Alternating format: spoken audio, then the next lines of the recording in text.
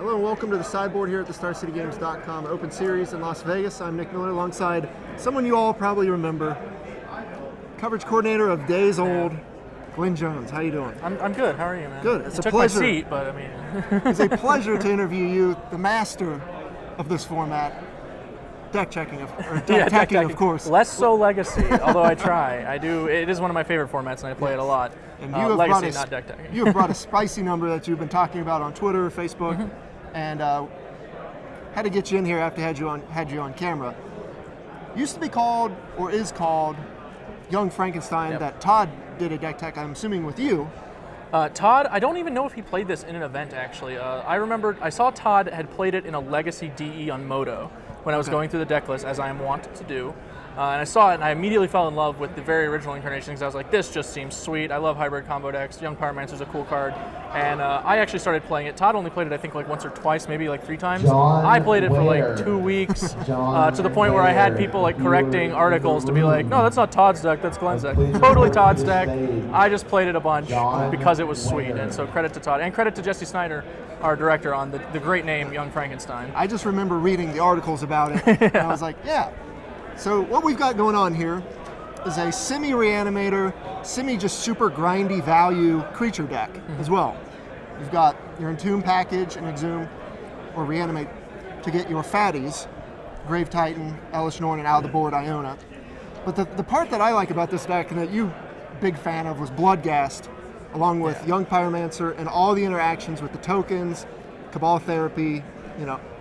Tell me how you came about this specific package with Deathrite Shaman, and what your iterations can be. The original Young Frankenstein was a little bit more on the Reanimator plan. It ran like Exhumes, and Young Pyromancer was really just an alternate kill kind of thing to let it, pound through some hate or take some games. I decided to build the deck more towards the Grixis Delver style shell being what you're putting everything inside of. So that's why one of the reasons I have main deck Deathrite Shaman's a card I noticed I reanimated a lot when I was playing Young Frankenstein, just because it's a good creature and fantastic. So I realized I would probably just want to play with my own. And really, that addition, in addition to wanting to play with Bloodghast and Entomb, is what kind of led me to come back to the deck, because those 2 card additions really just let you therapy someone's entire hand away on turn 2 pretty consistently. You can open on turn 1 Deathrite Shaman, and then you can go for a Young Pyromancer with another land to cast therapy, making a token, flashback therapy, sacking the token, make another token. You get to strip 2 cards, assuming you probed, or assuming you're a psychic genius. Right. The same way around, you can go turn 1 Entomb, turn 2 you can play a land, get back Bloodghast, cast therapy, flashback therapy, and then you still have a mana left over to spare for whatever you want to do. I bolt their creature maybe, that sounds good, I do that a lot. Yeah, the way these decks with this shell just rip apart people's hands, it's insane. I saw you against a Jund player, I'm assuming you probed him at one point because you named a pretty obscure card in his hand.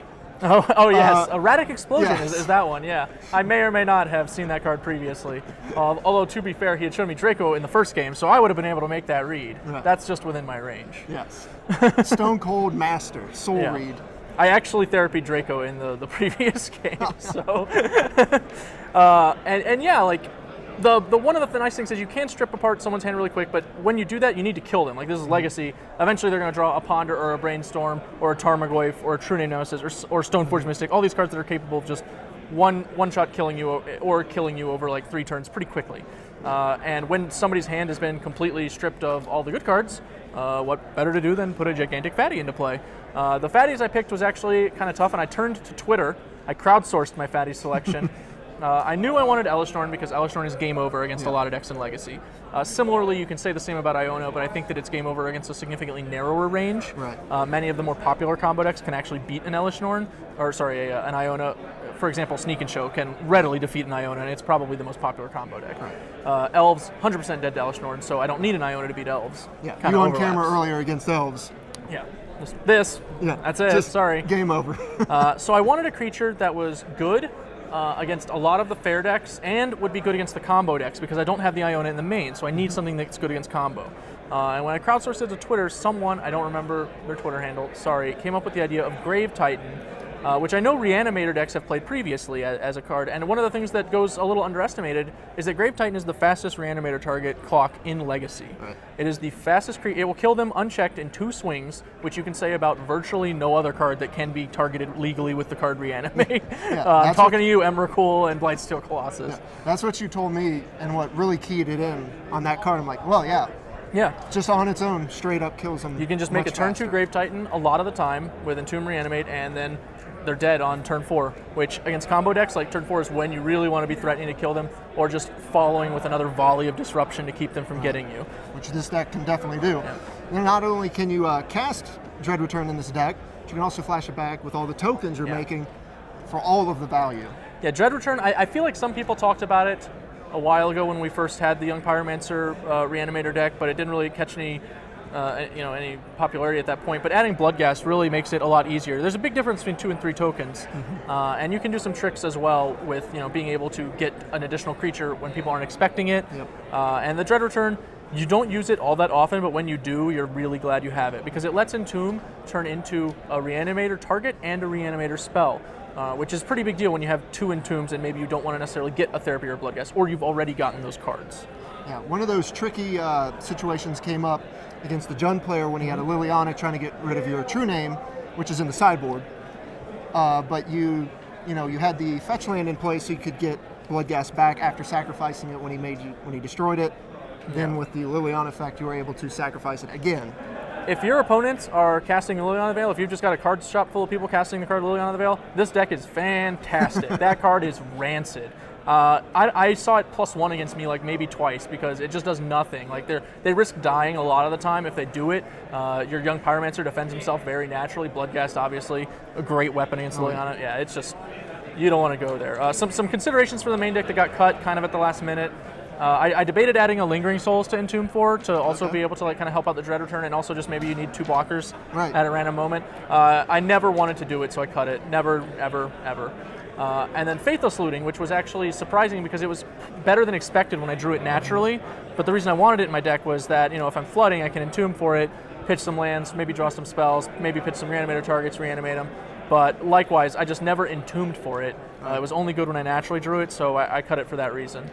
Okay, let's take a look at the sideboard. Some of your stronger cards. You got some Force of Wills. Yeah, which is very necessary. That's the big trick. Yeah, obviously the deck is a little vulnerable to combo in game 1. It's a deck built to fight fair decks.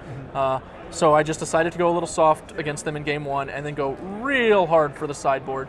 And Force of Will is obviously a huge weapon against the most popular combo decks. So my deck actually frequently manages to kind of hit 2 birds with 1 stone, if so to speak, because against the combo decks, I want to have access to Force of Wills and Delver of Secrets, which is a much faster clock than anything else in my deck by a lot. So I want to be able to transform kind of into a pretty typical Grixis Delver deck, and also be able to threaten Entomb, Reanimate, Iona, which they can very rarely beat. A lot of angles of attack. Yeah, but against fair decks, these cards also work to let me transform into Grixis Delver. A lot of fair decks are going to be bringing in stuff like Grafdigger's Cage, Rest in Peace, even Surgical Extraction. And instead of being able to blow you out or lock you out of being able to reanimate Entomb, or even just bring back Bloodghast, you can just side out a significant amount of that package, usually the Reanimates, the Fatties, the Dread Return, and a couple copies of Entomb, and bring in Delver of Secrets, True Name Nemesis, and additional Umezawa's Jitte, all of which are cards that can just kill the opponent on their own, especially when the opponent has virtually mulled to 6 in search of a Rest in Peace or something like that. With all their graveyard hate, you just kill them with a typical Delver type build. Yeah, very frequently people find themselves just caught unawares, and the rest of the, obviously that takes up a lot of room in the sideboard. I even had to jam a Jitte and a Flusterstorm in the main deck as kind of hedges, using my flex slots because I needed really badly a 17-card sideboard for this particular build. And after playing with it, I like the Force Wills on the board. The True Names were also very good, and I do have to give credit, actually. The True Name Nemesis were Jerry's idea. He looked at the deck list, and he didn't really like the Delvers that much. I felt like they were the only clock that's fast enough to kill a combo deck. But now that I've kind of played the format with this deck a little more, I think maybe you just need more aggressive sideboard cards, more direct hate as opposed to Delvers. More Flusterstorms is an option. Maybe just another True Name Nemesis to let you still transform against fair decks, but you need to have a better anti-combo plan than I have right now because I'm a little vulnerable, and Sneak and Show is a tough matchup, and it's one of the most popular ones out there. go ahead and hit on a couple of the Sure. popular cards real quick and run down like Dread of Night. I was worried about Death and Taxes. It's picking up a little bit. After playing the matchup, I actually think Death and Taxes is not that bad a matchup, and certainly if I have a card like Dread of Night, I can shut him down. You have to remember that Elishnorn's more of a Wrath of God than an Elishnorn against them because they have many ways to get it off the board. But Grave Titan, one of the reasons I liked it so much was it's not a legend.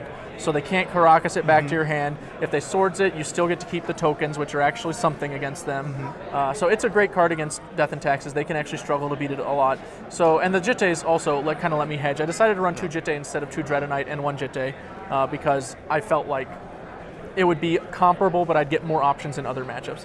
And truth be told, I didn't draw the Jittes very often, but I like them a lot still because they're just good in a variety of matchups. And also, against decks like Burn or other Fringe decks, they can just be live. It's a card you can board in against a lot of decks. There was a lot of Burn here today. Yeah, I didn't get to play against any of it. Yeah, there was a ton of it at the top table. So the Sylvan library, I was running a Jace the Mind Sculptor in that slot. At the last minute, I decided to do Sylvan. They're both cards just for the Miracles matchup, pretty much.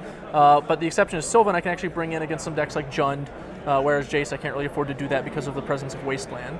So that was why I went with that. And Ancient Grudge is a no-brainer in any Entomb deck. It's a no-brainer in most decks with access to red and green mana in the format. Yeah. Very powerful. I was running 2 for a really long time, and I just decided to cut it down to 1 because the Jittes, again, it kind of moves over into the space that I'm trying to interact with. I don't need to worry about opposing Jittes if I can just Jitte their guys to death. And since my deck has Bolts, Therapy, its own Jittes, feels like I can get that advantage pretty quickly. definitely take advantage of the fair matchups. Yeah.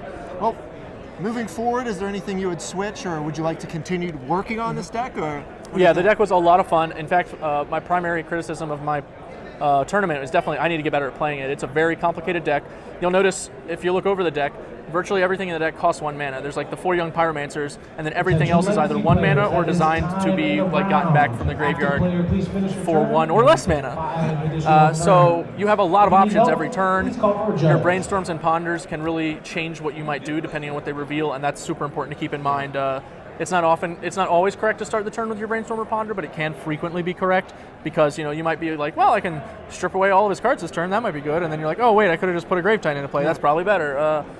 So you got to kind of keep in mind your cantrips and also how to get value out of the tokens for Young Pyromancer. Just a ton of options. I have the 2 flex slots in the main deck, which were the 1 Jitte and the Flusterstorm. Those could really be anything. I'm just kind of still trying stuff out there. I think I'm going to try replacing the Delvers and going a little more aggressively on just anti-combo cards. Haven't decided what they are yet, but I'll figure that out. I'm sure you'll keep us all posted. Yeah, the deck's a lot of fun. I highly recommend it if you want to play some sweet interactive games of Legacy. And every now and then you just get to Elishnorn and Elves player and not do that. So. Well, Glenn, thank you for joining me here in the sideboard, your old stomping ground. I'm sure everyone at home is looking forward to looking at this, and they've been talking about it on Twitter. So thank you again. Excellent. For Glenn Jones, I'm Nick Miller on the sideboard. Stay tuned for more action all weekend long here at the StarCityGames.com series in Las Vegas.